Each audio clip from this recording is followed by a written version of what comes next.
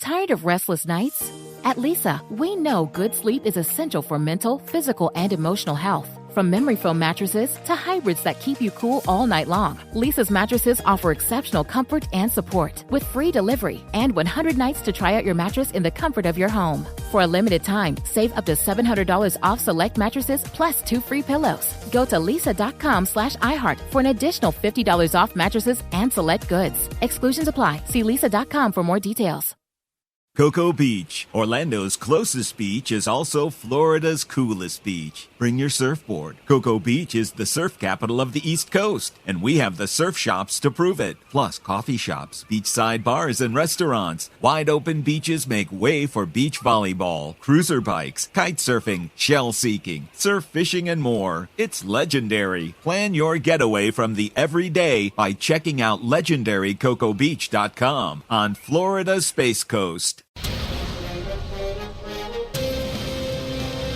It's time for a Big Blue Kickoff Live. Nobody can ever tell you that you couldn't do it, because you did. On Giants.com. You know what I saw? New York Giant pride. And the Giants mobile app. 17-14 is the final. One touchdown, we are world champions. Believe it, and it will happen. Part of the Giants Podcast Network. Let's go out there like a bunch of crazy dogs. Have some fun. Hello, everybody, and welcome to another edition of Big Blue Kickoff Live. It's a Wednesday edition right here on Giants.com and the Giants mobile app. It's brought to you by Cadillac, the official luxury vehicle of the New York Football Giants. I am John Schmelk. He is Lance Meadow. The phone number for you is 201-939-4513. Pearson Butler is off to Las Vegas, mostly to party, is my understanding. A lot of clubbing for Pearson. I didn't know he had that in him, yeah. Oh, yes. Big-time clubber. So he'll be out there. Trist, Rain, all the other clubs out there. I'm not even sure they all exist anymore because I have not been in Vegas Club in about 10 years. But all of the Vegas clubs, you will find Pearson Butler out there. So the one and only Dan Salamone, who used to run this ship a very long time ago and now basically runs the website and writes for the website, he is in the chair, so give Dan a break. Bear with him as we have some fun here on Big Blue Kickoff Live. Lance, how you doing, man? I'm doing all right. Yeah, I mean, Dan's a renaissance man, by the way. Oh, he can do everything. Yes. That's true. Mr. Versatility. Absolutely. So yesterday, if you can go check out the beginning of the show, Lance gave the biographical breakdown of Shane Bowen and Tim Kelly, two of the Giants. Tim Kelly, new tight ends coach. Shane Bowen, the defensive coordinator. Their basically biography in terms of what they've done. He broke down some of the rankings and defensive rankings. I want to bring a little bit more nuance to it today because they didn't have much time to react on it yesterday. The news kind of just broke. Basically, I spent all afternoon yesterday and all this morning taking a look at some detailed numbers on Bowen's defenses over the years. Then I watched 2 full games. I watched their game against the Seahawks in Week 16 last year, and then I watched their season-ending game against the Jaguars, where they basically knocked Jacksonville out of the playoffs against 2 good quarterbacks and good offenses in Geno Smith, Trevor Lawrence, Seahawks, and the Jaguars. So I'll give you a couple things that I think come to mind first. Lance went through the rankings yesterday. Obviously, there was some deterioration in terms of how they ranked over the course of the years. Run defense, much better than the pass defense. Best run defense in the league in 2022. Second best run defense in the league in 2021. Dropped to 13 last year. Pass defenses were more in the bottom quartile when you take a look at where they were. Overall points around the middle of the league, generally speaking, between 6th and 17th, et cetera, et cetera, et cetera. But one thing that I always look at is personnel, right? Because a coach is only as good as their personnel. I'm old enough to remember when Andy Reid was the coach that couldn't. He was basically the Mike McCarthy of the early 2000s, the coach that coached well in the regular season but could never get over the hump in the playoffs. And, you know, it's amazing, and this is not a shot at Donovan McNabb because he was a really good quarterback too, how much better a coach looks in the playoffs when they get Patrick Mahomes quarterbacking for them instead of Donovan McNabb. Or add Travis Kelce as well. Yes. Doesn't hurt. It's funny how talent helps you. So this goes for all coaches, by the way. As you know, my belief is that this is a players' league, and the talent is what makes teams great. And then coaching, obviously, is also essential, but talent has to be the first part of the equation. So I took a look, and Shane Bowen took over the Titans' defense in 2021 as their defensive coordinator, right? So I started in 2021. First of all, the last 2 years, Lance, in 2023 and 2022, the Titans were basically up against the cap. They did not add any significant defensive pieces in free agency. Sean Murphy-Bunting was the only significant addition, and that was last year at cornerback, and he's not exactly some number one shutdown corner, okay? In the draft, They did not draft one defensive player in 2023. They drafted one defensive player in 2022 in the second round. So they went 2 straight drafts without adding a significant defensive piece, except for one, Roger McCreary, who was their slot corner for those 2 years.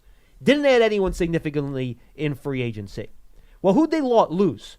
From 2021 to 2023, they lost their middle linebacker, David Long, who's a really good player. They lost Bud Dupree, who was an edge rusher. They had Harold Landry, who was on the roster, but he got hurt a lot, so he missed a lot of games. They lost Janoris Jenkins at corner, who was a good outside cornerback. Got older, it happens. What are you going to do? And they lost Kevin Byard, their safety, in 2023, who's an excellent safety. Really good player.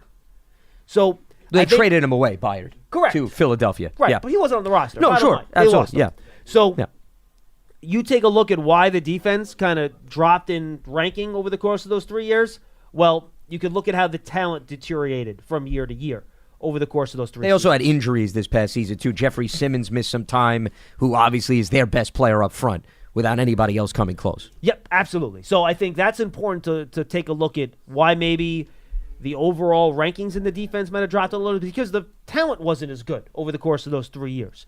That's number one. I assume you went through the red zone and third down defense yesterday? Yeah, I mean, red zone defense and the run defense, those are the two staples that stand out about Tennessee's defense, really over the 3-year span, if you're looking for the art of consistency. Yeah, and the red zone defense was first this year, 7th in 2021, 15th in 2022. So it was good throughout. Goal-to-goal defense, which I like to look at too, first this year, 10th in 2021. It wasn't as good in 2022. But, yes, agreed with that. You mentioned the differentiation in the blitz rates yesterday, which I think is very important, right? If you look at the blitz rates for the Titans, 22nd, 26th, and 22nd. Very consistent over the course of his 3 years was Shane Bowen, anywhere from 22% to 27%. So that was the sweet spot where he landed in terms of blitz rates. Now, what I found interesting when I dug in a little bit deeper here, Lance, was what he does with his pressures and when he brings his pressures. I cycled this down to just third down and how much they blitz on third down. Because, Wink on third down, what did he do? Brought the heat. On third down in 2023, the Titans had the lowest blitz rate in the league at just 20%. In 2022 on third down, the Titans had the second lowest blitz rate in the league at 19%. And then in 2021, they were 25th in the league at 26%. So their blitz rate on third down dropped, which is usually the opposite. Teams usually blitz more on third down than they do otherwise. So that's one thing I thought was interesting. The other number that I looked at that I thought was significant was stunt rate. And the Giants blitzed a lot. They did not stunt a lot under Wink Martindale. They just, not something that they did a whole lot. Well, that's not the case for the Titans. Look at the overall stunt rate, 13th this year, 16th last year, 9th in 2021. So kind of in that second quartile of the league, somewhere between 9th and 15th, 9th and 16th, right? But if you go to third down and you cycle it down, Titans were third in the league in third down stunt rate this year. In 2021, second in the league in third down stunt rate, and they were 12th in the league in 2022. Throw in this final number. You look at overall blitz rate, Lance. Well, simulated pressures, which basically means you send 4, but it's coming from a different spot. So you'll drop one of your linemen, but you bring a corner. You bring a safety, you drop one of your linemen. You could run zone blitzes out of that. The Steelers and Dick LeBeau were always famous for running those and he also was a former DC in Tennessee. 100%. Yeah. So they were near the top of the league in simulated pressures. In terms of percentages of their pressures that were simulated, they were 8th this year, 5th last year, 1st in 2021. So that's a new vogue thing in the NFL, running simulated pressures. The Titans did a lot of that. So they blitzed their slot corner a ton. They were third, and second in slot corner blitz rate over the last 3 years. So on third downs, you're going to see less overall blitzing, more simulated blitzes, a lot of slot corner blitzes, but a lot of stunts. So they're going to play a lot more coverage on third downs with 2 safeties deep. They play a lot of quarters coverage. Don't play nearly as much man defense as Wink did. I can go through those numbers for you if you want. In terms of man coverage, cover 1 percentage, 20th this year, 16th last year, 14th in 2021. Cover 4, 5th, 2nd, and 7th. That's their, in terms of league rankings, their highest coverage tendency. And then they really mix it in, Lance. Like this year, for example, 17% cover 1, 12% cover 2, 30% cover 3, 22% cover 4. So that's a nice split where you're varying your coverages. And I was watching with Dan some of the tape from last year. Unless teams have 2 or 3 tight ends in, then they'll kind of drop that safety into the box to stop the run. Otherwise, they're going to start in 2 safeties deep coverage a lot, and then they're going to adjust off of that. They'll drop into single high in man, single high in cover 3, or they'll just keep both safeties back and play cover 2, cover 4, cover 6, which is basically 2 deep safety zone defenses, cover 3, single high safety zone, cover 1, single high safety man. So it's a lot of trying to disguise 2 safeties deep start, and then you'll rotate out of that. Not a lot of blitzing on third down, but a lot of stunts and a lot of simulated pressures where, again, you'll double mug linebackers sometimes. They'll drop. A corner will come. Things like that. So it's a little bit different than what the Giants had when Wink Martindale was here in terms of passing downs and the big money down third down in terms of how he approaches those situations. Well, and also remember, personnel dictates all of that, too. Sure. And I think, to me, one of the biggest differences is he didn't have the manpower in the secondary when he was in Tennessee. So now that he has a Deonte Banks-level player, remains to be seen who the other corners are going to be next year based on the draft and free agency. Yep. But if he feels he has the cover guys, maybe he doesn't have to be as aggressive because he just says to himself, okay, these guys can go out on an island and they can handle themselves. I think, that's why we're applying what he did with Tennessee. But remember, the personnel groupings are completely different. I brought this up yesterday. I think the only similarity between Tennessee and the Giants is Jeffrey Simmons versus Dexter Lawrence. I think there's the similarity there. And only to an extent, because Simmons didn't play nose tackle. He rarely played over the center. He was more usage. 3 technique Yeah, but type. you got that big presence at least up front. They also I'll leave it at that. And they also had Denico Autry, who was also a good edge rusher, too. And then the other common element to me is the young pass rusher in terms of development. He helped develop Harold Landry, so what could he do with a guy like Kayvon Thibodeau? Yeah. Outside of that, I think it stops there. I think there's a boatload of differences in terms of experience, personnel, and that's going to dictate, in Shane Bowen's mind, how he's going to utilize this personnel. So, I think we're giving you a nice overview of his tendencies, but John, for all we know, he could go in a different direction. Sure. With the Giants. Absolutely. It's hard to say because, once again, the personnel groupings are not going to be identical. Yeah, the one thing that I look at that I get a little nervous about is the big plays that the Titans defense allowed through the passing game. And I think that's the secondary reflection I'd go back to. Right, and again, I think you do look at the talent on the back half. They did not have a shutdown corner, in that group really at all. It was kind of a group that the Titans did not emphasize in their roster building. Again, they drafted McCreary in the second round. They tried to draft Caleb Farley in the first round in 2021 to help the corner spot, and then he's been hurt. He's barely played. So I think they tried to address that spot, but I don't think they were playing with the best. Malik Hooker is a pretty good safety. Kevin Byard was a good safety. They traded Byard away this year, to your point.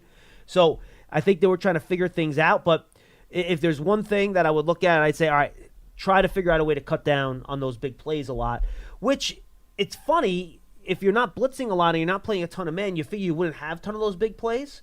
But I guess in their quarters coverages, they get the safeties try to get a little nosy in the middle of the field, and they can lose guys over the top. So that's kind of where I'm at in terms of where the Titans were in terms of how they ran some of their coverages. Well, and also speaking of the blitz and just sack numbers, it was between 39 and 45 the 3 seasons, which really was in Giants territory, where the Giants were amongst those years. So there wasn't a huge differential. And I'm talking about this is getting home. You can impact the quarterback with quarterback hits, but if you're looking for sack totals, right around where the Giants had finished over the last 3 seasons. But they did it without blitzing as much as the Giants did. Of course, yes, because, Wink is number 1 and number 2 in the NFL each and every season, it seems, since he's been the defensive coordinator, which is good, though, because you do want to see the ability to get home when you're not sending the house. So that's encouraging if he can help coach these guys up and they don't have to be ultra aggressive. That's a sign of a really good defense. I think in Wink's mind, he felt, especially since he had injuries up front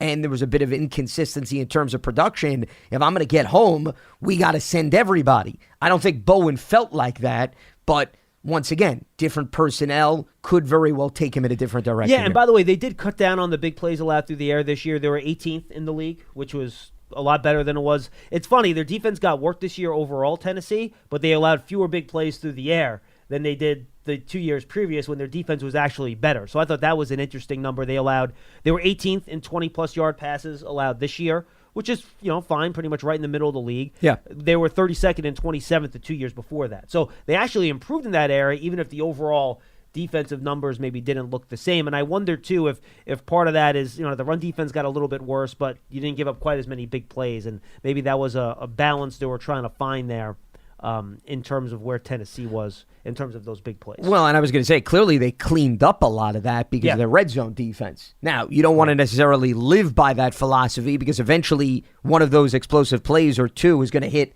for a touchdown. Can't expect that they're going to go down within the 10 and then you have that stingy red zone defense. So you don't want to see that trend pick up. But I think his defense was very good at, okay, we have some issues, but at the end of the day, we're going to keep them off the board because their scoring defenses were very respectable. 6th, 13th, and 17th. I'll take that. 20.8 points per game, 21.1, and 21.6. That's not bad at all. No, that's not bad at all. As opposed to the yardage, which I think a lot of people get caught up. But at the end of the day, the goal is you want to keep opposing teams off the scoreboard.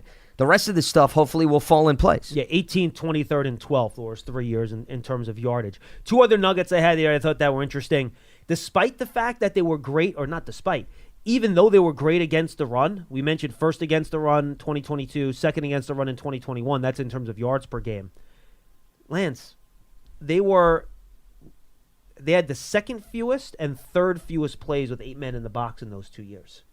So they were not stacking the box to stop the run. They were just stopping the run. Yeah. Without they got stacking the some box. big guys up front. Correct. But that I helps. think, it's easy to stop the run if you're going to throw 8 men in the box all the time. But the Titans were doing that without stacking the box, which I do think is an important point. And then the other one I'll throw in there too, they were not great at taking the ball away.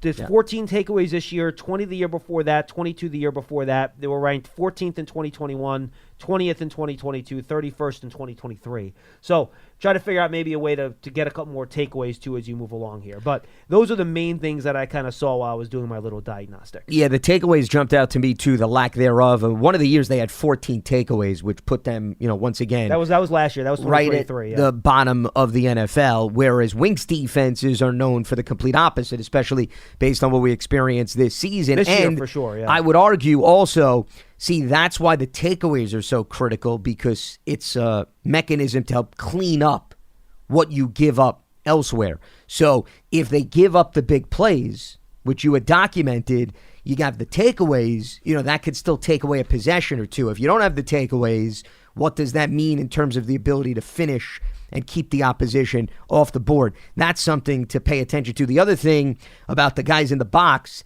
I don't think he had a Bobby Okereke-esque player in Tennessee, I would argue. I mean, David Long was pretty good. Well, but didn't have Long for the entire stretch. No, that's correct. Okay, so he did have him for the years where he had two really good defenses, though, which I think is telling. But you wonder, and Okereke also never came off the field, whereas something tells me David Long did not play as many snaps, just based on what I recall throughout the course of his career. Does that then further influence not needing extra guys in the box because he feels good about, and you throw in Micah McFadden too. If McFadden and Okereke fit the bill of his run defense, which I don't understand why they wouldn't, that may say to him, I don't need to bring the extra personnel into the box because I feel with the 7 guys, we're going to be able to stop the run. And between Dexter Lawrence and the 2 guys I mentioned at linebacker, I think those guys have proven that they could be a blueprint to contain that aspect. All right, and then just real quickly, what I watched on tape, I know people get obsessed with the front he plays, and technically he runs a 3-4. I watched those 2 games. I saw a 4-man front on 80% of the plays. To be honest with you, they were in sub all the time. They were not in base defense. And that's today's NFL. That's today's NFL. Now, I am interested in the way they arranged their front because I did not see a player lined up over the center very often in those 4-man fronts. So I'm curious to see if he makes an adjustment there to try to keep Dexter Lawrence over the center, or if he's going to let him play, more in between the guard and the center in that gap rather than over the center himself. So I'm curious to see how they handle that. That'll be fun to see how they utilize Dexter Lawrence and the type of unique player that he is. Third down, you still see some of the stuff, unbalanced lines to create some of those stunts. They mug up the linebackers, they drop him back, or they'll bring him depending on the play. But again, I thought the front was interesting because, you look at the depth charts online and all right, he runs a 3-4. you'll see the 5-man front and your traditional 3-4 when other teams have 3 tight ends on the field or jumbo packages, things like that. But otherwise, it's primarily, 4 defensive linemen, which includes their outside linebackers. Howard Landry, he would be one of those defensive ends, just like Kayvon Thibodeau would be here with the Giants. 2 linebackers or 1 linebacker and then 5 or 6 DBs, depending on how they work it on that particular play, which is something the Giants did a lot of last year, only having Okereke as the only linebacker on the field in passing situation. So that's similar to what the Giants have done over the last couple of years. All right, 201-939-4513, 201-939-4513. Don't forget, folks, go subscribe to the Giants Huddle podcast. It's wonderful. We have a lot of good stuff up there. Yesterday, in my interview with Eric Eager, who's out there at the Super Bowl, he runs analytics for Sumer Sports, which is a consulting company that's trying to get in with a lot of these NFL teams. Used to be a Pro Football Focus. And we kind of talked about what the data says in terms of team building, how the best way it is to utilize your resources in free agency versus the draft, trading up in the draft, trading down in the draft, those sorts of conversations, position value. I thought it was a good conversation as we kind of gear up for how the Giants are going to utilize their offseason resources. Later in the week, we have Jim Nagy, who runs the Senior Bowl. He kind of goes over what happened at practice over the course of that week. You can find the Giants Huddle podcast on your favorite podcast platform. Just search for Giants Huddle podcast. Go to the Giants mobile app or go to giants.com/podcast. And while you're there, don't forget to check out Draft Season. That's our draft podcast. So even if you're not a Giant fan, or if you're a Giant fan, you have friends that aren't Giant fans, but they like the draft, tell them to go subscribe to Draft Season. Tony, Pauline, and I talk everything draft. The episode just dropped today. You can find it on my Twitter feed as well. We broke down everything we saw for a long 8 days in Frisco, Texas, and Mobile, Alabama for the 2 college all-star games. All right, let's get to the phones. 201-939-4513. I love this. Hugo in New Jersey wants to talk about everything. Hugo, what's going on, man? Yeah, and I was going to make a couple comments about the new defensive coordinator, but I'll skip that for another day. Basically, I'm withholding my opinion.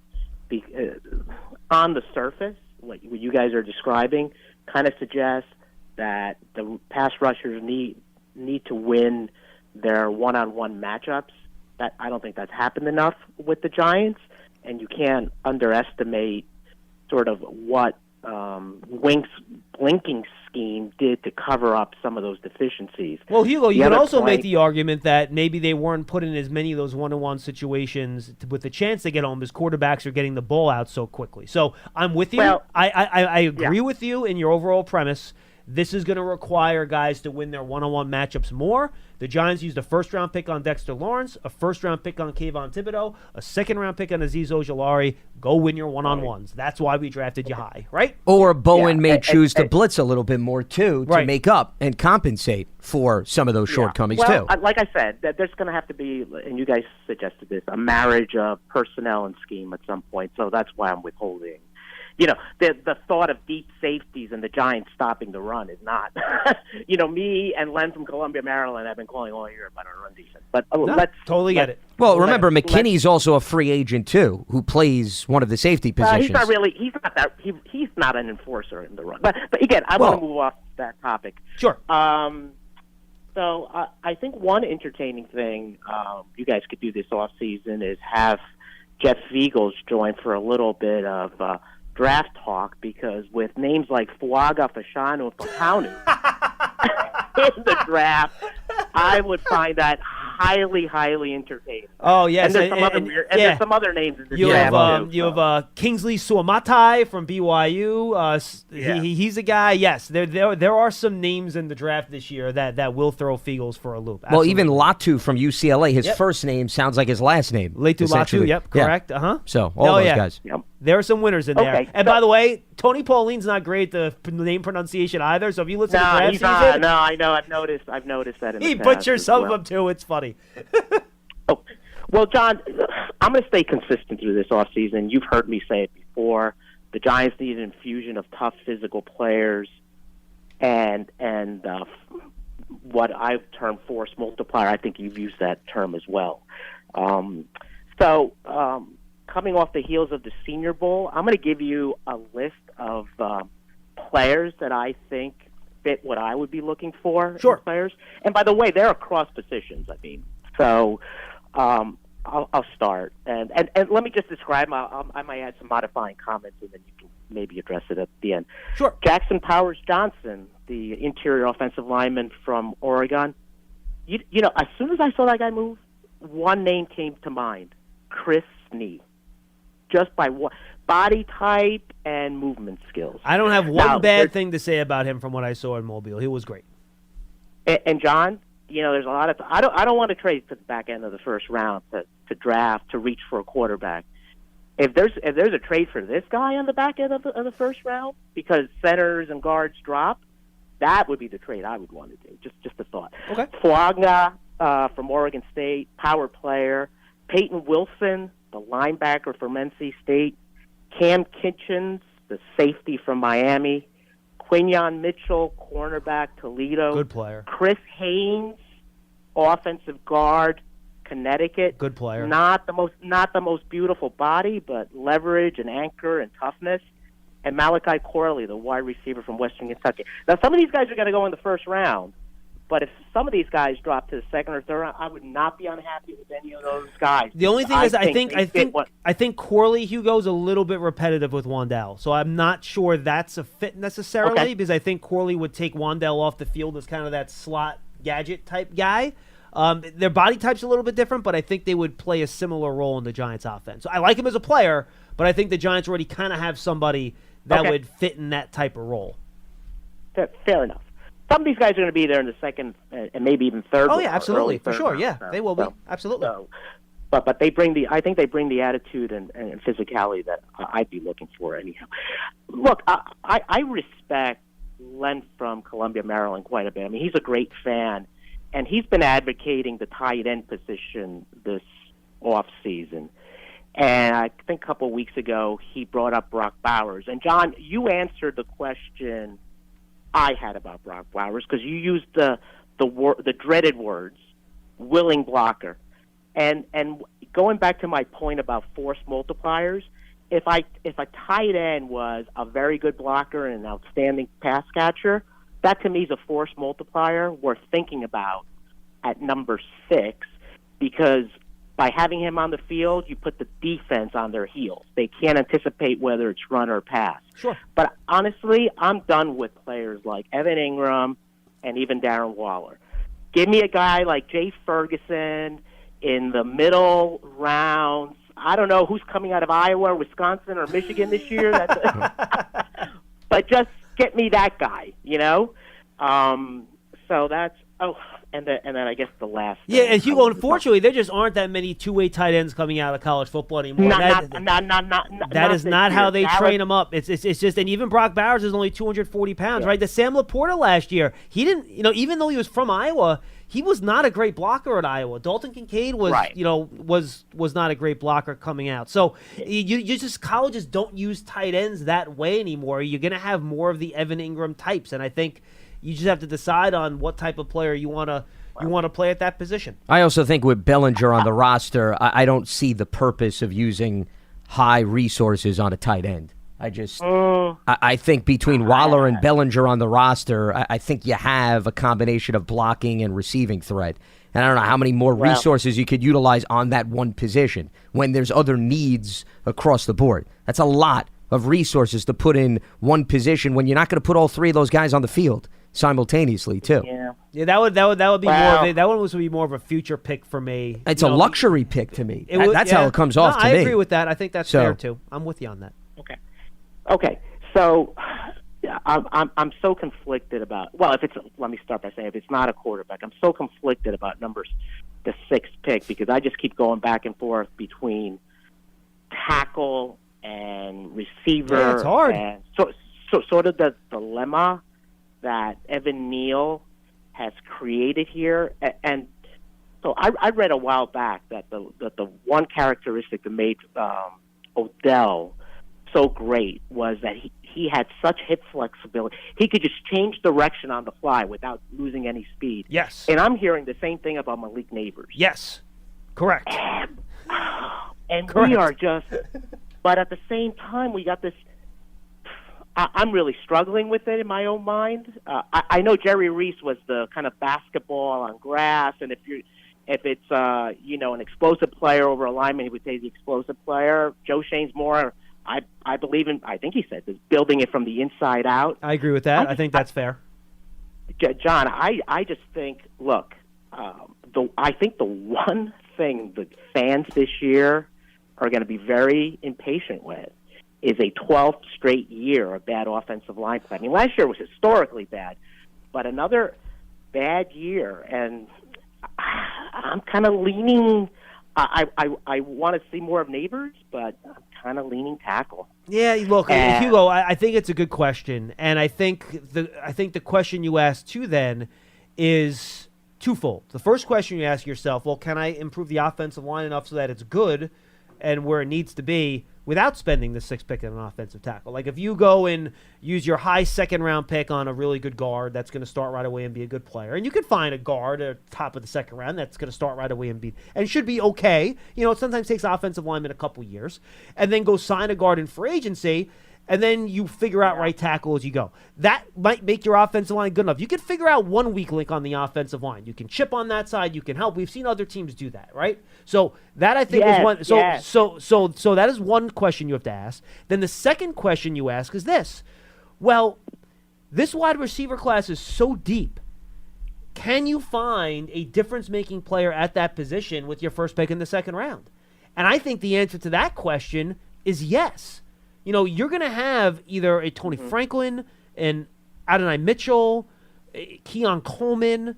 One of those 3 guys will probably be sitting there at the top of the 2nd round. Even if you don't wait till your pick, 38, 39, whatever it is, you can then maybe move up a couple spots in round 2 to go get that guy when you get to day 2 of the draft. So as you make that call, wide receiver versus offensive tackle, though, and again, luckily we're going to have some clarification here, Lance, once we get through free agency to see what the Giants do at guard, to see how much they help themselves out in free agency before you have to make this draft decision. Then I think those are the 2 questions as you kind of compile your overall offseason strategy, what direction you might want to go with that 6th overall. Well, and it also depends on what they think of Evan Neal. I mean, remember, you're talking about 2 straight seasons where he's been plagued by injuries. Can you bank on year 3 all of a sudden him staying on the field and B, doing it at a level that is consistent? He's played in 21 games in 2 years. Yeah, and whereas wide receiver, Wan'Dale Robinson, to me, I think is set up to have a big year next year, that he'll be that much more removed from the torn ACL, also a pick outside of the 1st round. I think you could find talent that could help the quarterback. It's hard to bank on that outside of the 1st round at the tackle position. Yeah. So I think, to me, I think it comes back to if the tackle's there and you feel really good, A, you could start the tackle, and B, he's an insurance policy for Evan Neal. At least wide receivers, you can, number 1 wide receivers don't become available in free agency anymore, but at least you could trade for them. You know what I mean? Yeah. Like Tyreek Hill got traded recently. Devontae Adams got traded recently. Who knows if Stephon Diggs is going to get, that interview at the Pro Bowl he gave didn't sound like a guy that knew he was going to be back in Buffalo. So, you never, and I'm not saying the Giants are going to trade for him, but just generally speaking, but remember, they're going to have to give up resources to get Stephon Diggs, and then they're not going to be able to draft somebody. So there's a give and take. The point being in terms of, and I talk about this with Eric Eager on the Huddle podcast, and he goes, look, it's pretty clear that NFL teams value the offensive tackle more than the wide receiver. How often do you see a top offensive tackle get traded? How often does he a top offensive tackle? Well, because once they have them, they're holding on to him and they're giving them the franchise tag or a new contract. That's why. And they paid Andrew Thomas 2 years ahead of time. Yeah. Well, and that's why if you can get one in the draft high, I think without hesitation you go after him. And the only reason Trent Williams changed teams is because they had that kind of falling out there from a non-football perspective. It's not like they didn't want Trent Williams on the team anymore. You had an issue between player and team. And he also had ties to Kyle Shanahan when Shanahan was in Washington as well. Yeah. You got anything else, Hugo? Well, listen, all good points, but if the guy's really the second coming of Odell, it's like you're looking at it and like. But I thought the same thing you said, John, which is if Thomas stays healthy and you upgrade the other positions, put a tight end on that side, chip, slide protection. I mean, it's not what you want when you pick a guy 7th overall, but maybe that's a step in the right direction. Okay, but then it's about building depth and staying healthy. Listen, thank you, Hugo. We saw what happened this year. Yeah, well, and here's the thing. I mean, as good as Odell was, A, he couldn't stay healthy, number 1. Later in his career, yes. Well, yeah, but I mean, that matters. B, they weren't winning a whole lot of games with him on the team, even though he was here. So it takes more than an explosive wide receiver. And you look at Kansas City. Okay, Kansas City, the tight end is the number one weapon. San Francisco, I would say they have weapons. They don't necessarily have guys that are boxed into specific categories. They have 4 guys that could be a 1 for them in any game. Kittle, McCaffrey, Debo, and Ayuk. But unique skill sets. Yes. In terms of what all of those 4 guys bring to the table. They don't necessarily, once again, fit into a nice, neat column. So I think the 2 teams that are in the Super Bowl are proving, not to say that you shouldn't strive to get an Odell Beckham-esque player, but just because you get an Odell Beckham-esque player doesn't mean you're a lock to win your division and have a deep postseason run, because I think the Giants obviously experienced that firsthand. So I wouldn't get too caught up in the comparison to Odell is what I'm getting at. Yeah, and honestly, and I don't want to go down this whole draft conversation, there's going to be people in the league that have neighbors behind Rome Odunze. And vice versa. Sure, yeah. So if you look at how the Giants are set up in terms of their wide receiver core, they're missing that traditional X wide receiver, that bigger guy that can win on single coverage on the narrow side of the field, on the boundary side of the field. The same side you have the ball on the hash mark. I think Odunze fits that role within that Giant receiving core maybe a little bit better than Neighbors, who played a ton of slot at LSU, for example. And that's a spot where I would use him a lot in the NFL. Not that he can't play outside, but you already have Wan'Dale Robinson there, a guy that I wouldn't necessarily play outside in the NFL, right? So that's another thing. What's your fit? I have Neighbors ahead of Odunze. If I'm drafting for a neutral team, right? If I'm starting a team from scratch, I would have Neighbors as a better prospect than Odunze, but you're not drafting a player to a blank slate of a team. You're drafting him on to this team, where Odunze might be a better fit in terms of his overall skill set. So I think that's an interesting conversation to have, too. Well, it depends. I mean, do you want the explosive player, which is where Neighbors comes into play, and they even utilized him a little bit out of the backfield, and they moved him around, whereas Odunze, I think, is more of the vertical guy that adds a new dimension to the Giants' offense. I think both players are going to be impactful year one, wherever they go. It's a matter of, and remember, we revisited this conversation when we had Sterling Shepard and Wan'Dale Robinson, a lot of small guys. I mean, the entire receiving core was built like that. The problem was, and this is why you didn't get into the position where there was too much repeating, because all of these guys couldn't stay healthy.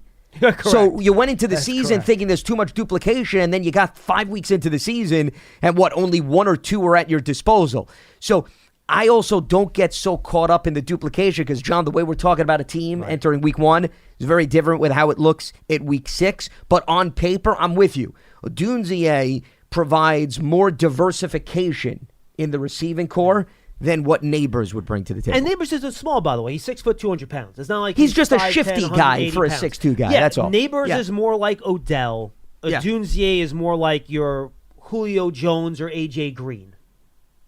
Both elite players, but they play the position a little bit differently. Because I think Odunze plays to his size, and maybe Neighbors doesn't make the size that well known. Doesn't mean that he doesn't have size. It's just you don't see those type of plays. You see them get him out in open space. He's elusive. He makes guys miss. Whereas Odunze, he'll play to his size, meaning you throw the ball up to him. Yeah, like, for example, Neighbors is more like a Justin Jefferson type to me, right?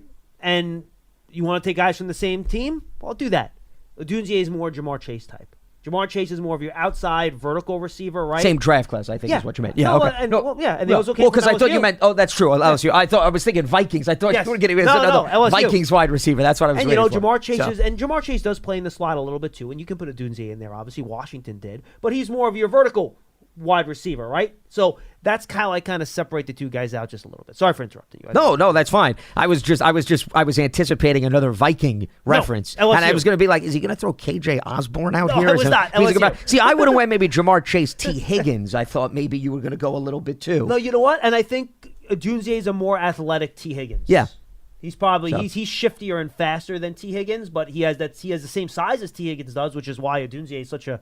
My God, he had 1,600. His numbers last year, off the charts, good. Yeah, and you saw passes down the sideline where they would air it out, and then he'd be there to get into the end zone. That's why I mean with that vertical dimension, which clearly the Giants would like as well. And Odunze, I think, better blocker, too, than Neighbors is. Though my understanding is that neither of those guys are quote-unquote diva wide receivers. They're not that type of personality and that type of guy, too, which I think is a nice thing to have at that wide receiver position, which can get volatile depending on the type of personality you have there. Well, I was going to say, I think most people were blocking for Neighbors as opposed to Neighbors blocking for them. That's true. Based on his style of play. Let's go to Aiden in New Jersey. He's up next here on Big Blue Kickoff Live. Aiden, what's going on?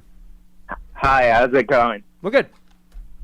Okay, so I was wondering, obviously Saquon's made it obvious that he wants to stay. He wants to be a Giant for life, but my concern is, like, obviously I don't think we're going to franchise tag him again. And just in case he was to leave, what you think the Giants, what you guys think would be best in order to replace him, whether he goes through free agency. Obviously, there's guys like Derrick Henry, Josh Jacobs, Austin Eckler out there that you could sign. Well, let me. I was just going to jump in, Aiden. Here's the thing: if you get rid of Saquon, and it has to do with finances, all the other guys you mentioned are going to cost money. Took the words out of my mouth. What's the purpose of not signing Saquon at that price and then spending that money on other guys? And oh, by the way, Eckler's injury prone, and Derrick Henry's got a lot of wear and tear in his body. So, I mean, that's the first thing that came to my mind when you were setting up this hypothetical. And Tony Pollard's not coming off his best season, and he broke his ankle last year. So yeah. Oh, absolutely. Just my thing is, like, I just feel like Saquon wants money, obviously. That's why he held out last year. Well, doesn't Derrick and Austin Eckler want money too? Everybody You find me a player that doesn't want money, Aiden, Yes, and I'll be all ears. Exactly, and I'm not really into college football. I looked into the guys, like, coming into a draft. It doesn't seem like it's a great class, but obviously in recent years, last year, obviously, Kyron Williams in the 5th round and Isaiah Pacheco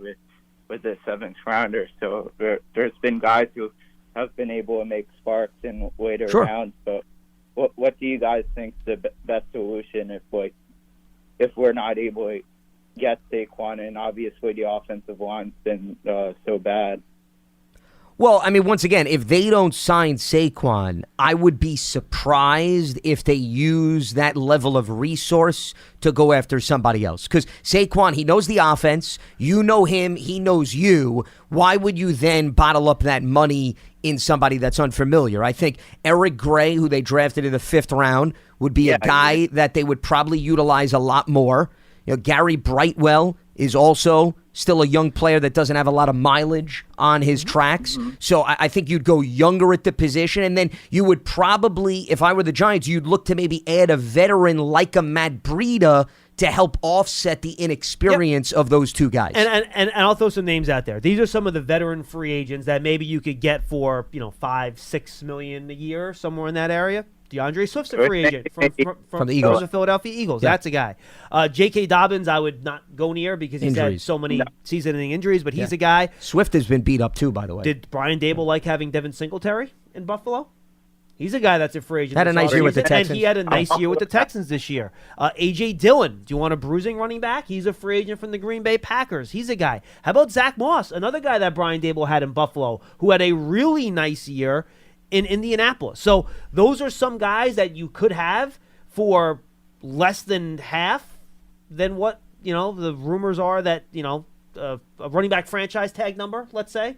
So those are some of the veterans that I think you could then complement Eric Gray, or maybe you find a 4th or 5th round running back in the draft, and they turn out to be.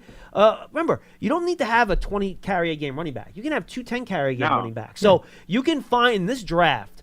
There are a bunch of guys that are smaller but explosive that can't carry the load but can maybe play 50% of the snaps for you. So you can find a running back late that has a skill set even if they're not a full-time back. So I'm with Lance. I think the kind of strategy he prescribed is exactly the one I would go through if it doesn't work out and Saquon doesn't end up coming back. Miles Sanders is a guy that hit the free agent market last year. He got about $6 million a year, which was a pretty low number compared to what I think he thought he was going to get and compared to the franchise tag. So they could go that route. You get a guy $5-6 million a year, and there's your veteran guy. And then to John's point, most NFL teams operate where they utilize 3 backs and they divvy up the resources over the course of a game. It's very rare that you have a Derrick Henry-esque type of setup where the second back barely tastes the field. Yeah. Saquon set up. Saquon too, but because of Saquon's injuries, they were forced to at least showcase some other running backs over the last few years. But the Giants could very well operate with 3 different style backs handling the load. I don't think that that's a stretch at all. Oh, thank you, Aiden. Sorry I lost you there. If you want to call back later in the week, you can. I apologize. That's you were done. Didn't mean to cut you off there. All right, let's go to Scott in New Mexico. He's up next. Scotty, what's going on, pal? Hi, guys. How you doing today? What's up, pal? Question for you. In regards to the coaches and who's going to coach the Giants and the DCs, to me, I'm not your typical Giant fan. I don't really care. I know that, according to Jordan Renan, that Shane Bowen was the 3rd choice for the DC position, and 2 others turned it down. But it really doesn't matter. Now, Scott, I'll be honest with you. I did not read that article. According to him, okay. what were the first 2? Who were the first 2? One was the DC from Buffalo, and I don't remember Babbage. who the second one was. Babbage, right? And then I don't know who the second one was, but both turned it down, according to him.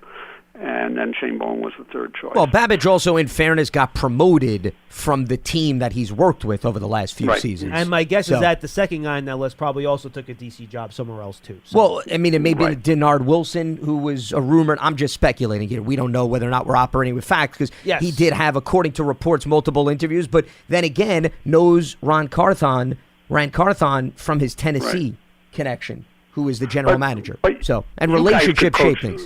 Yeah. The point I'm making is you guys could coach the team, and if you win, I'm very happy with both of you. So yes, but the chances of the team winning with us coaching them would be much lower than a coach that actually knows what they're doing. I'm not so sure, but anyways. Well, but in fairness, Scott, I mean, you're going to tell me Wink didn't have an impact on that defense? Of course. Okay, so, I mean, you just pretty much, I think you countered your own point, where coaching does matter. It does have some influence. I'll counter my own point this way also. Dan Quinn was a hot commodity for a head coaching position. This is the same Dan Quinn that allowed, 42 points from Green Bay. But let me finish. The same Dan Quinn that allowed the worst comeback against New England, I think it was 28-3 at halftime. So it's the same guy. Well, but Scott, in fairness, you're choosing 2 performances in an entire man's career where there's a lot more good than bad. Yeah. I mean, you're cherry picking based on that. Not to mention, Kyle Shanahan and that offense did a lot to contribute to help New England come back, and that has nothing to do with the defensive side of the ball. So, okay. Well, let me get to my main points because I want to go back a little bit in history. Sure. And my main question is this: if you go back and you look at the relationships between quarterbacks and the head coach, starting with Vince Lombardi and Bart Starr, who, by the way, couldn't throw the ball more than 40 yards. He's wearing a gold jacket. You have Bradshaw and Knowles. You have today Reed and Mahomes. You have Johnson and Troy Aikman. Joe Gibbs did it with 3 different quarterbacks and won the Super Bowl. You could make the relationship between Tomlinson and Roethlisberger. You could even make a case for Tom Coughlin and Eli Manning. And my basic question is this: there's got to be a rapport between quarterback and coach if you want to sustain. You have to. Obviously, all those teams had great players besides the quarterback, monstrous offensive lines. Well, by the way, Terry Bradshaw and Chuck Noll despised one another. So doesn't matter. They won, and that's but I'm bringing that up because you just said the relationship has to be ideal, Scott. And by the way, no, they have to have some rapport, is what I was getting. And Scott, as a Giant fan, you know that Bill Parcells and Phil Simms had their moments too. Yeah, they bumped heads. But they overcame it all, and they developed relationships. My question to you is this: Brian Daboll strikes me as a good coach. I don't know if he's a great coach, but this is his first head coaching job. Daniel Jones has been injured, and I think he's a quality quarterback. My question to you guys is this: how is that relationship enhanced, in other words, so that they can get the results they want on the field?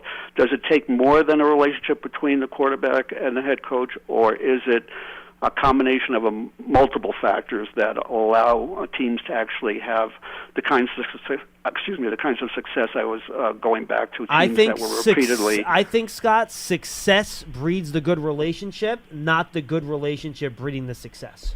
I'll throw a good example in, which I think spells out what you're talking about. Sean Payton and Drew Brees. Okay? Those two had a great relationship, but they also could read one another. I remember having a conversation. Luke McCown, who backed up Drew Brees, veteran quarterback, he told me that there were times he'd be on the sideline, he'd be listening in. Drew knew exactly what Sean was going to call before Sean even brought the play call to the forefront. Right. And that, I think, is a product of, to John's point, they were successful together, but I also think Drew was stable, Drew was durable. Drew was on the field. So, one of the things you're bringing up is Daniel has to stay on the field in order to develop that same rapport with Brian Daboll, because you don't get to the point where the quarterback can know the play that the play caller is going to throw in or whoever may be in that role unless you have at-bats. You have opportunities on the field together. That's how Drew Brees and Sean Payton got to that level. The reason why Daboll, Kafka, Jones, I don't think are there yet is because why? Daniel Jones has not been able to stay on the field. So I think you need opportunities together, and you need to do that year in and year out.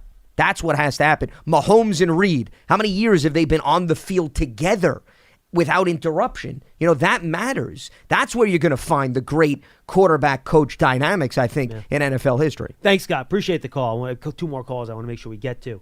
And just to add this to it, I know a lot has been made of that whole, which is now turned into Brian Daboll winding up and chucking a iPad or a Microsoft Surface at Daniel Jones's head, which is, by the way, that's how people talk about it. When it was really just him looking at it and then gently tossing it to Shea Tierney out of frustration. And people are taking that one moment over a 2-year period to say that Brian Daboll doesn't like Daniel Jones. Well, let me give you an example in real life. And Dan Salmo can speak to this too. If you took a moment where either Dan or I were really frustrated with our children and how we reacted to them when they did something we got unhappy with, and that's what you showed, and that's the one thing that's people focused on, they would think we were terrible parents. Because I got to tell you, my daughter drives me nuts sometimes, and sometimes my reactions are not great, and I wish I could take them back. But in the moment, you get frustrated, you get annoyed, and you do something. It doesn't mean that you don't get along with your kid. Doesn't mean you don't love your kid. Doesn't mean that Brian Daboll doesn't get along with Daniel Jones. He doesn't like him as a guy and a quarterback. They don't get along. It's one moment in one frustrating period after a self-admitted terrible play by Daniel that he talked about after the game. Yeah, it was a really bad interception on the goal line against Seattle. Pick and six. People turn that one bad moment into a microcosm of their relationship. You think about the person that you care about the most in your life, to everybody that's listening, and you take your worst moment with that person, you tell me how that makes your relationship look. Here's the $1 million question. Not good. The question is, though, this is the game changer. Did you throw the iPad at the kid? I did not throw the Well, there you iPad go. at the kid. So, see, that's why people are not going to rush to judgment. You know what, though? In comparison to the other I'll tell you scenario. what, though. Yes. Like, if she doesn't want to get off her, tablet or something You'll like take that. it out of her hands and then toss it like a Frisbee? Maybe not like a Frisbee, but will I take it and I'll, drop it down on the couch? Okay. Sure, I might do that. Absolutely. Now, we need cell phone video evidence of this the next time, so your better half, okay? Oh, I promise Document you, it. I have ripped the tablet out of her hands multiple times. I'll sure take Dan your has word done the for same it, but thing, we by the need way. video analysis on this show so we can compare apples to apples. See, I think you're dismissing the technology being involved and tearing away from the fabric of the relationship. And Dan can That's speak what's to happening. this. Yes. The move the kid likes to make is that they have their headphones on so they can't hear you when they're When you're telling them to screaming get and off yelling the them. tablet. Yeah. Well, you're just telling calmly to get off the tablet.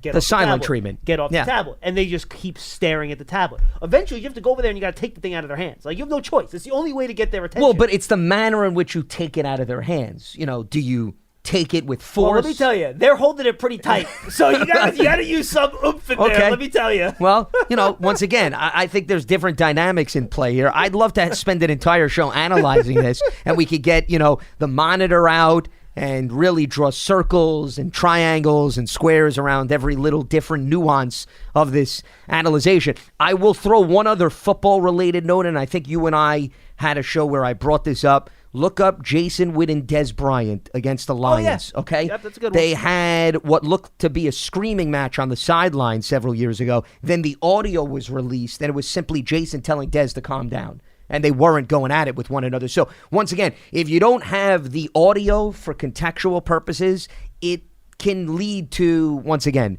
the game of speculation. But, John, I always say this. Football's an emotional game. I think we forget that when we know, talk about this absolutely. sport. No, I'm not saying that you were trying to go in a different direction, but I think everybody forgets, just like you were talking about, it's emotional between you and your children. Family dynamics get emotional. It's no other difference in terms of the aspects of life. You have to account for in the heat of battle. People are going to do things that maybe they wouldn't do if it was a calm environment. Hell, when Bob and I are doing the live broadcast, when I produce the games, like, we go at each other a little bit sometimes during commercial breaks. You're in the heat of moment. You're live broadcast. You're going. I mean, that's life. That's just the way it goes. Yeah. Dan Newman, pick up Tim in Charleston. Tell him to call back tomorrow. I don't want to shortchange his call here. Let's go to Len in Columbia, Maryland. Len, you'll wrap us up today on Big Blue Kickoff Live. Len, how you doing, man? Good. First things first. If my phone dies, thanks for taking my call. Okay, no problem. Okay. Well, what's the battery life like? Hey, Lance, this isn't the reason why I called, but if Brock Bowers is there at 6 and Joe Shane thinks he's going to be a superstar in this league, you pick Brock Bowers. Don't worry about the fact that you got Daniel Bellinger. Better question. If he's sitting there at 6 and you think, I'll just throw two names out there. Let's say you believe Roma Dunzier is going to be a superstar and you think Brock Bowers is going to be a superstar. Then who do you pick? Oh boy, John, you had to do that to me. Yes, I did, because that's the question. You mean we're actually? That's the reason. Well. Let me answer this way. And Lance heard me say this the last time we talked. Hang on to that 6th pick. There's going to be a superstar there. Yeah, and it's funny. I'm usually captain trade down here. Dottino seems to be more open to trading down than I am. I think the players that are going to be available at 6.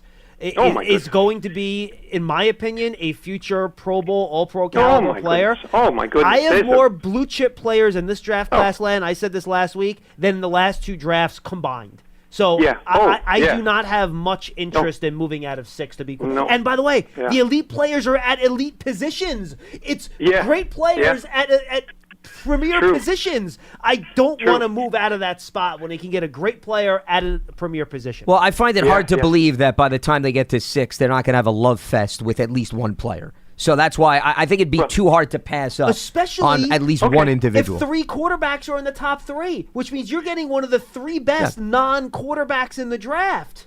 Which fills a need clearly on this roster right now. Yeah. I think you're getting one of the, if it's Bowers, I think you're getting one of the 3 best college football players coming out this year. I just think he's that good. I would say one of 5, but okay, fair enough. Well, I mean, here's the thing, Len. I think you take Bowers if, in your mind, Darren Waller's not in the future of your team, and especially is not in the future of your team even in the short term. Agree with that. Okay. No, Lance, that's not right. I don't think Waller's a tight end. Well, I don't want him. You want Waller with his hand in the ground, in tight, trying to block somebody? Well, he's bigger than most of the wide receivers on the roster, number one. And number two, I mean, where has Darren Waller solely played wide receiver throughout his career? The Raiders lined him up a little bit outside. I'll give you that. But, I mean, you're talking about Waller, Bellinger, and Bowers all on the same roster. And if assuming all of them are healthy, yes, somebody's going to have to play wide receiver if you want to put all 3 of those guys on the field. I just think you're playing somebody out of position then. And you're going to be doing it quite often. Well, okay. If you want to, for the sake of carrying 3 tight ends or 4 tight ends, if you want to slot Waller in that line, okay. I just don't see him that way, Lance. I just don't see him that way. If anything, and let's see if you and I can get agreement on this. If anything, we got to get better blocking out of that tight end position. Well, yeah, but you know what, Len? You're not drafting Brock Bowers to be a blocker. Yeah. He is not a great blocker. Forget Waller and Bowers. Would you agree that we have to hope to get better blocking? I mean, it's just awful. But you don't have to use the 6th overall pick to do that, though. It's the point, Len. You know? No, but that's fair. And Len, by the way, real quick, apparently Tim was a little upset that I let him go. Tim, if you want to try to get in and do a quick 2-minute call at the end of the show, feel free to call back. I'll put you on. I always try to save you by not making you go super quick on your phone call. But if Tim is the only day you can call, you want to call back, I'll happily take you, but it's going to be a short call. Anyway, Len, go ahead. Yeah, okay. Yeah, okay. On the 2 new coaches that we got, Lance will remember the last time I called, I was advocating for looking at stopping the run as being the one phase of the game that we could get better at, I thought, a little quicker than any place else. And so I'm glad to hear, because I'm still on that line, and I'm glad to hear that this guy is a stop-the-run guy and has a history of that. But I do agree with one thing that Lance said, and I think Hugo also earlier, that it's going to depend on who the player that we have at his disposal. But sure. I like that whole idea. There's three things I don't want to see, and I'm afraid I'm going to see all three of them with this defensive coordinator.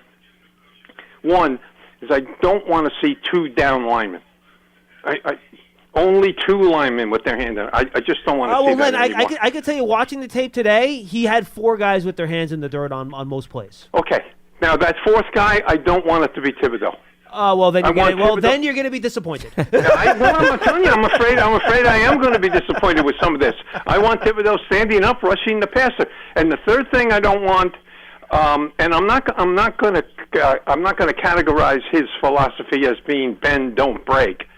But the last thing I don't want to see is 3rd and 5 and that defensive back playing 10 yards off the receiver. No, you know what? I don't think that's going to be the case, though, Len, because they actually had fairly decent third down defenses over the course of his time there. In 2022 and 2021, they had the 3rd and 6th best third down defenses in football. So I don't think you're going to get that. Now, you might get bad at balls flying over the head of your safeties. That you might not like. Well, but he likes those seven.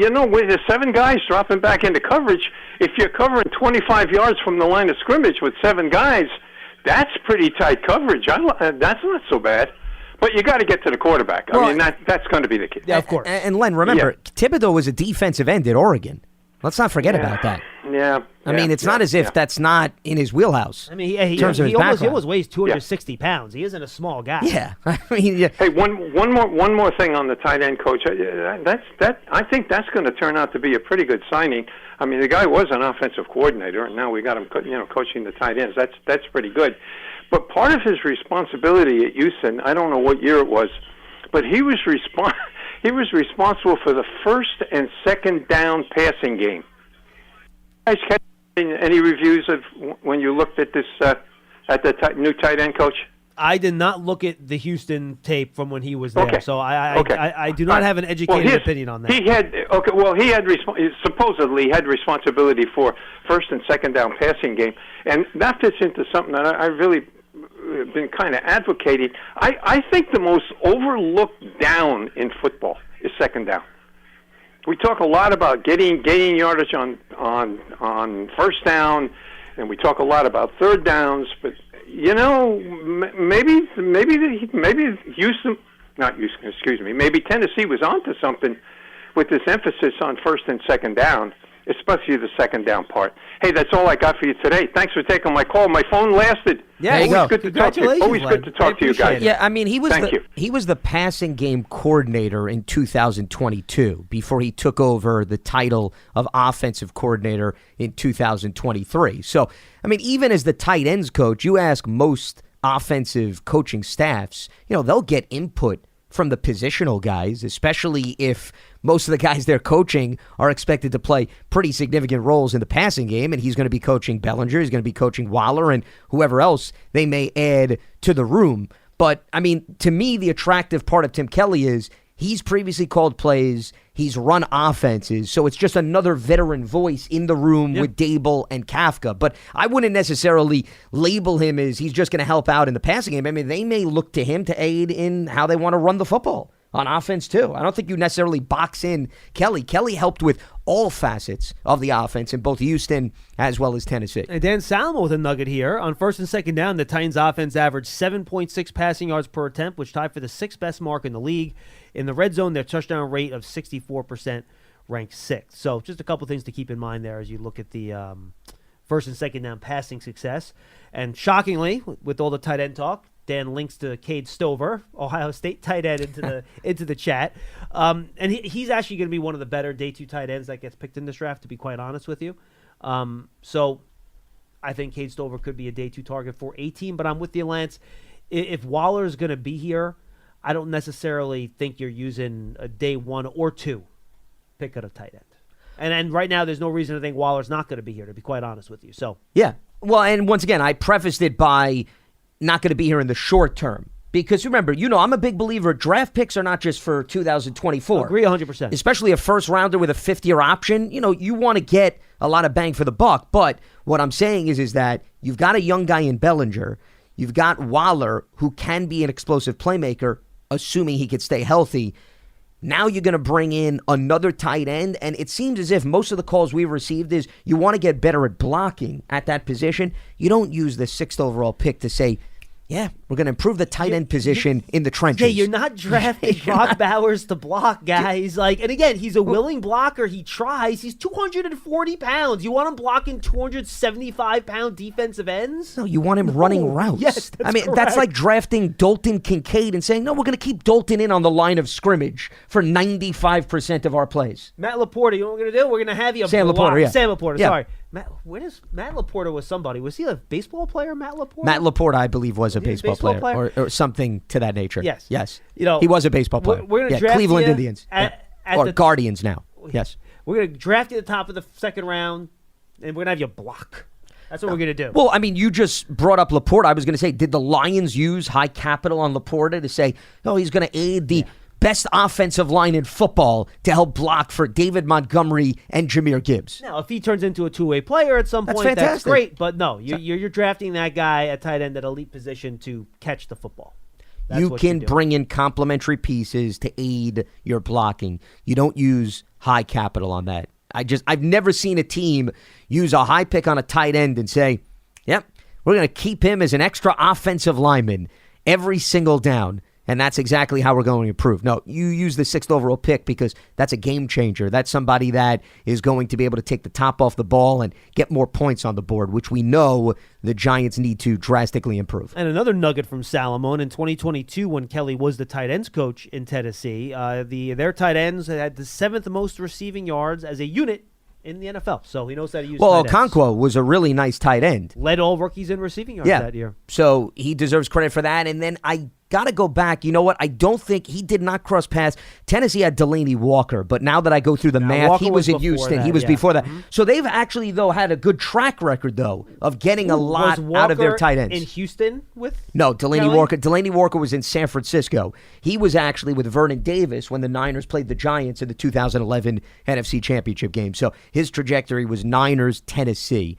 Delaney Walker never crossed paths with that Houston franchise. I thought you said Houston. That's why I asked.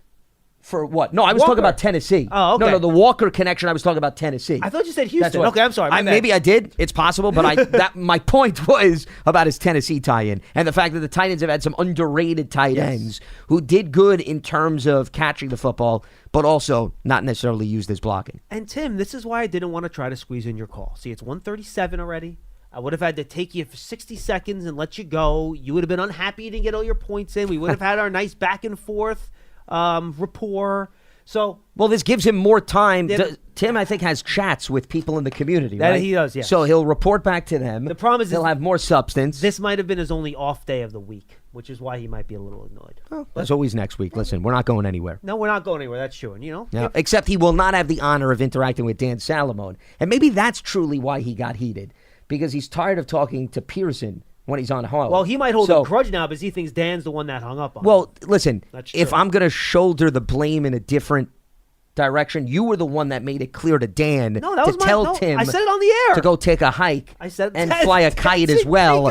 And we'll see whether or not we can fit you in another day. So, Dan, if he calls back, just point the finger at John. I mean, John made it crystal clear that he didn't want to squeeze him in. Yes. So, and I had nothing to do with this decision-making process. I was trying to do it for Tim's own sake. I was trying to help the man out. Well, we're continuing more and more on the show now, which is making you look a lot worse. That's a good we're going to get to 139, right. 140. Tim's going to be like, I could have had 10 extra minutes. Thanks for being with us, everybody. For Lance Meadow, I'm John Schmelk. That's Big Blue Kickoff Live, presented by Cadillac, the official luxury vehicle of the New York Football Giants.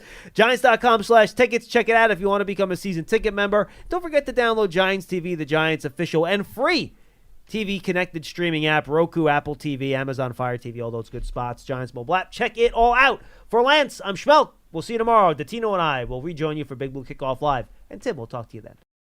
Introducing the Lisa Chill Collection, your answer to hot nights. These mattresses beat the heat with ultra-cool covers, whisking away heat for the perfect sleep temperature. Save up to $460 on Chill mattresses and get 2 free pillows when you shop now.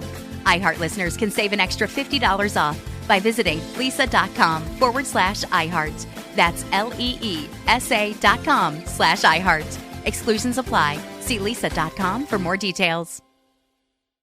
At Cocoa Beach, boredom doesn't stand a chance. Cocoa Beach is your authentic Florida beach town, packed with attractions to make your vacation the funnest yet. Whether you're catching waves, strolling along the iconic pier, or savoring delicious seafood, Cocoa Beach has something for everyone. A laid-back charm and lively atmosphere make Cocoa Beach your next unforgettable vacation. Explore the fun side of Orlando, Cocoa Beach on Florida's Space Coast. Visit LegendaryCocoBeach.com. That's LegendaryCocoBeach.com.